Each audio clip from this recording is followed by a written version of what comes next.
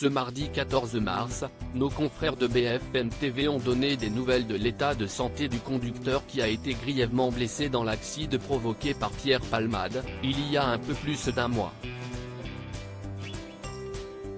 Le 10 février dernier, Pierre Palmade a provoqué un grave accident de voiture sur une route de Seine-et-Marne.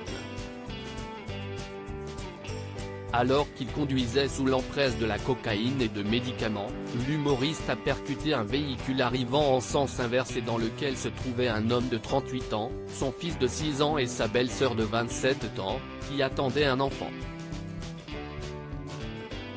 Un mois plus tard, les trois occupants du second véhicule souffrent encore de blessures plus ou moins importantes. Si la jeune femme, qui était enceinte au moment de la collision, a perdu son bébé après avoir subi une césarienne d'urgence, le petit garçon, qui était installé à l'arrière de la voiture, souffre de nombreuses fractures, notamment à la mâchoire, et doit se nourrir avec une sonde. Mais tous les deux ont été autorisés à quitter l'hôpital.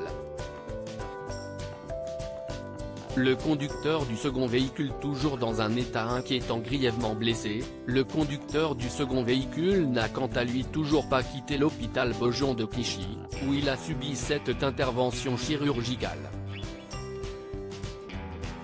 Si les médecins ont pris la décision de le sortir du coma artificiel dans lequel il avait été plongé, ils jugent en revanche son état de santé toujours inquiétant.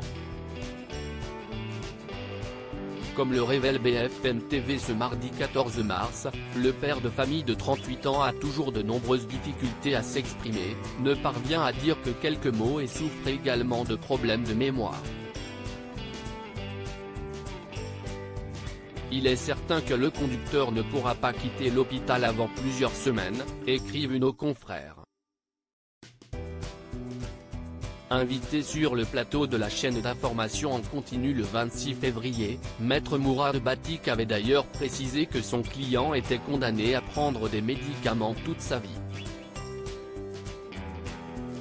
Pierre Palmade reste sous contrôle judiciaire de son côté. Pierre Palmade a été mis en examen pour homicide et blessures involontaires par conducteur ayant fait usage de produits stupéfiants. D'abord placé en détention provisoire, sans toutefois se rendre en prison puisqu'il était sous surveillance policière dans sa chambre d'hôpital, l'humoriste avait ensuite été remis en liberté par la juge d'instruction de Melun. Une décision à laquelle le parquet avait immédiatement fait appel, empêchant ainsi le comédien de voir sa sentence levée.